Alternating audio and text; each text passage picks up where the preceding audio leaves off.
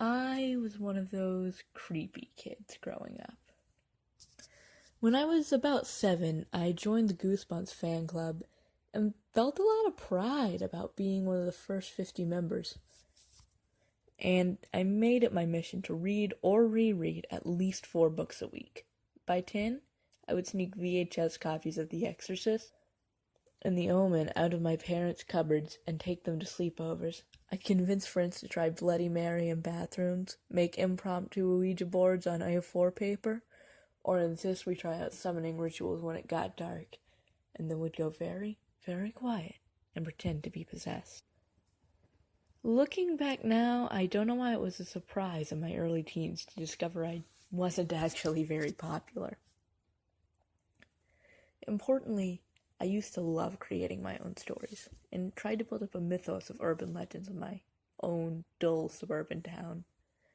I live on the outskirts of a big city, in a town built up to house the recent boom of factories during the First World War.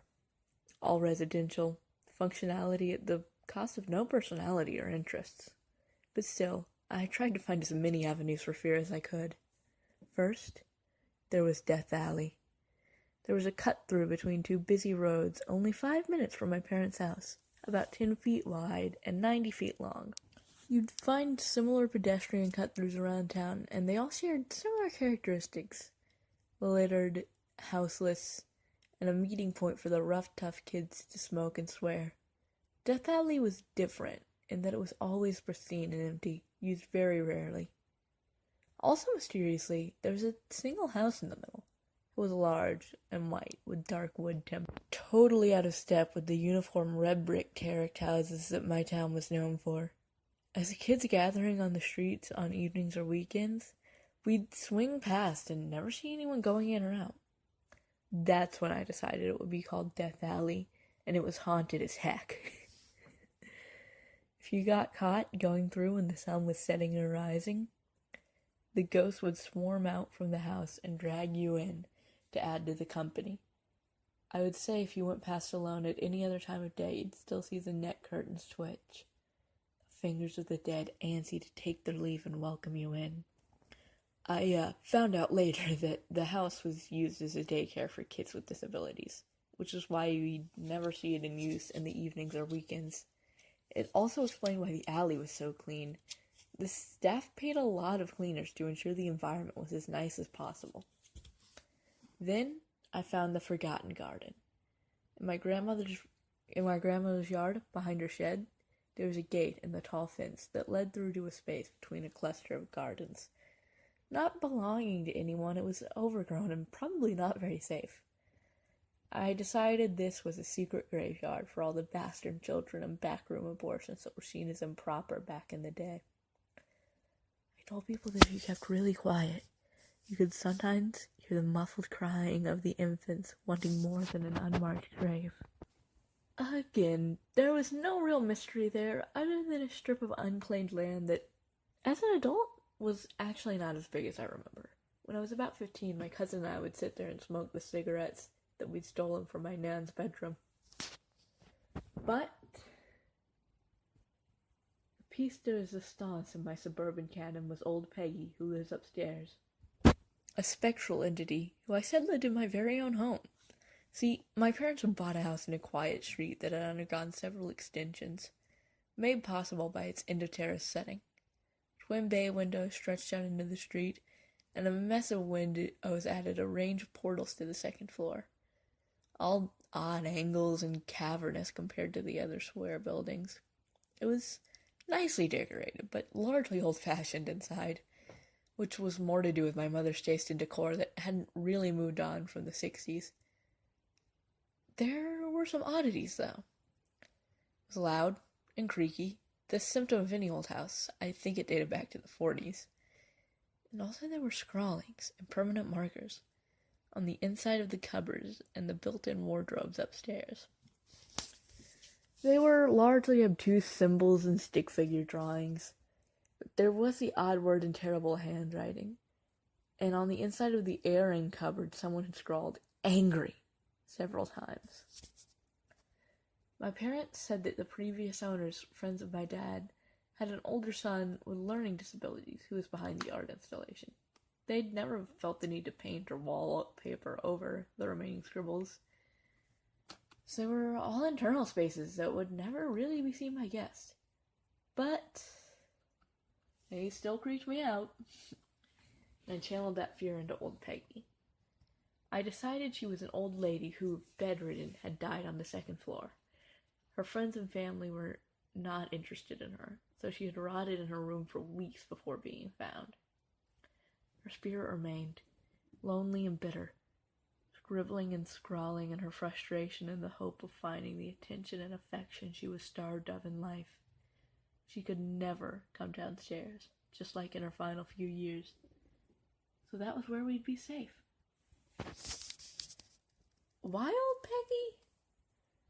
I think that my grandmother had a friend called Peggy, an old Irish lady who drank too much sherry, and that frightened me. It was probably an extension that this lady made me so uncomfortable that I immortalized her as one of my town's most notorious ghosts. Whenever I had friends over, I would tell them about old Peggy who lives upstairs. I'd ham it up by playing with the lights. We could control the upstairs landing lights from a panel downstairs, which to me was a masterstroke in horror scene setting. I'd wait till my parents were asleep and turn off the lights and noise, and we could listen to the creaking of the settling floorboards, and I'd whisper, "Old Peggy is on the move." What few friends I had didn't really enjoy staying over. They'd insist we all camp out in the downstairs living room than one of the bedrooms upstairs. It was fine by me, because I'd find a new opportunity to creep them out when they said they needed the bathroom. And I'd remind them that it was up the creaking stairs, in the darkness, past the angry airing cupboard and opposite the room Peggy died in. It got to a point where they'd go to bathrooms in pairs or teams, and I'd feel oddly accomplished. Again, now I know why I wasn't the most popular boy. The truth is, old Peggy is the only one of my creations where I ended up scaring myself. I'd spend a lot of evenings home alone, as my mother would work nights, and my dad would run errands for the family. I'd always keep all the lights on, sure all the doors were shut, so I'd at least hear old Peggy if she decided to move around. I hated using the bathroom. I'd watch the upstairs windows fiercely as we left at night to pick up my mom, and on more than one occasion I was sure I saw the curtains move in the now empty house. I stopped spending any time in my own bedroom apart from to sleep, and I also started sleeping with my television on, muted, so I had a light to keep me safe. Time moved on. I left home to study, and then shortly after graduating, moved into an apartment block not too far away. I'd sometimes stay over for holidays or special occasions, but old Peggy was, for the most part, forgotten. Well, until a few weeks ago. It was bonfire night, and my parents had been invited to a party at my uncle's house, who lives a few hours away on the coast. They invited me to come with them first of all, but when I declined, asked if I'd house sit and look after the dog. I'd consider Dylan, their Labrador, my best friend. Plus, it would be a night in a house full of free food, drink, and utilities. Yeah, I jumped at the chance. Things started out well. I powered through Netflix and cooked myself some pasta while also picking out on the snacks and chocolate that accumulates in the cupboards of those on the cusp of elderly. I got to cuddle and play with Dylan, who was unfazed by the constant sound of fireworks crashing around the house. Around 11 p.m., I let the dog out into the yard for his business and went back to the warmth of the TV. 20 minutes later, I heard him plod methodically upstairs to bed, his heavy weight causing the stairs to creak. He always slept in my parents' room, and I knew he wouldn't let their absence alter his routine. Sitting alone, I started to remember the stories I used to tell old Peggy. I remember being huddled up in the living room, where I was sitting now, and the raspy noise I'd make as I explained to old Peggy would go from bedroom to bedroom, scratching on the doors, hoping for an answer. I cringed at what an awful kid I was. Still, another 20 minutes or so, I felt myself getting tired, so I powered everything down and went to bed. My room was narrow and long, with a single bed, a large wardrobe. Now, mostly empty apart from a couple of dresses that my mother couldn't fit in her own closet. It had a single chest of drawers, which housed a small TV. I switched this on to continue watching Family Guy in bed. My parents had kept my room mostly the same as it was when I lived here, but it had also become storage for a few piles of clothes and other bits of household miscellanea. I heard some of the floorboards creaking, a blast from the past. My spine tingled with that latent childhood fear of old Peggy. I debated keeping the TV on, a safety net I hadn't needed for almost 8 years, but I knew it was silly. So, I switched it off, and now in total darkness, turned to face the wall and started to drift off to sleep. The occasional crash of a distant firework becoming a bombastic lullaby. A rasping voice, I thought, waking with a start. I scrambled for my phone. 1:30 a.m. I'd been asleep just under an hour. I used the phone screen to cast a cursory light around the room, fretful about what had woken me. It sounded like a groan. My faculties began to warm up from the cold depths of sleep, and they started backfilling my alarm with a reaction. It could be one of those cheap supermarket rockets, not a voice. You're paranoid. At 1 a.m., I asked myself. And just on cue, there was a loud blast from only a few streets away. There's no official cutoff to bonfire night. You can still hear bangs even a few days later. It's fine. Stop panicking. There's more pressing issues like your bladder. I stood up and without turning on the light, navigated to the bathroom on muscle memory, which was on the opposite side of the hall to my bedroom. I switched on the light and relieved myself.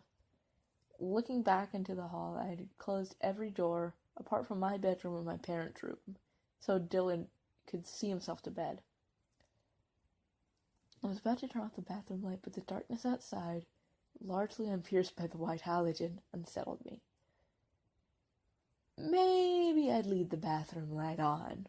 For practical purposes, not out of fear. It made sense. Decided, I left it on, and I made a quick journey into the darkness of my room, closed the door, and turned back towards my bed. Walked slowly, have some goddamn dignity.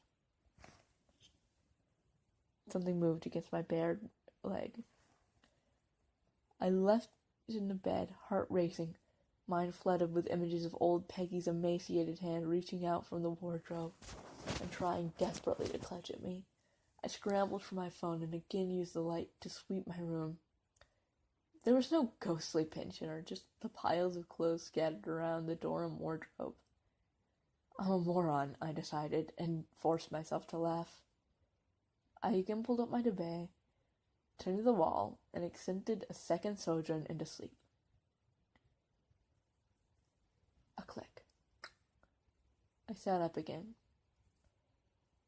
Pressure on a door handle. A tap on wood. A camera? No. A camera doesn't fit in with the myth of old Peggy. My logical mind, angry at another distraction, again spoke only of the varying sound of distant fireworks and the difficulty of a sleeping brain encountering, deciphering said sounds. Picked up my phone. 3:15 a.m. I'd had a longer stretch this time. I sank down onto the duvet and decided to have one more sweep of phone light to make sure I was ghost-free. Something about the pale blue light, not quite a flashlight, pooling pathetically around a dark room, somehow makes the scene even more terrifying. There was no ghost, no old Peggy, obviously. You really need to grow up, but... Was my wardrobe door always ajar? Had I not noticed it before? That's when I heard the stairs creaking, more so than the usual pressure of an adjusting house. The creaking was ascending. Slow, heavy, methodical pressure was coming up the stairs. That's not right. Old Peggy, who lives upstairs, she wouldn't go down at any point to come back up. Those were the rules. Downstairs was safe. I held my breath. Suddenly the sound of blood thumping in my ears set the percussion to the groan of the stairs. My logical brain, with no alternative options, had logged off. The next sound was the one that threw me into the real spiral. It was the tinkle of metal. Name tags on a collar. It was Dylan. The terror came when I realized I hadn't heard the same sound when he put himself to bed earlier. I sat bolt upright just as my wardrobe door burst open and someone leapt out. I could make out a bulky, short silhouette, but none of the details, although I saw the outline of something in their left hand. A camera. We stared at each other, my heart frozen and my stomach a maelstrom for what felt like years. Then they pulled open the bedroom door and ran down the stairs. In that quick flash, I saw it was a man, unkempt with long, greasy hair, wrapped in a dirty green Parker coat. Dylan barked and yelped as he was probably kicked out of the way. A tumble as two figures hit the ground.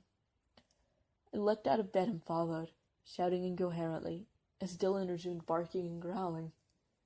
I heard them run out into the linoleum on the kitchen, and then out into the garden. I got to the door just in time to see him vault the fence and off into the next garden. Dylan was by my side, still barking.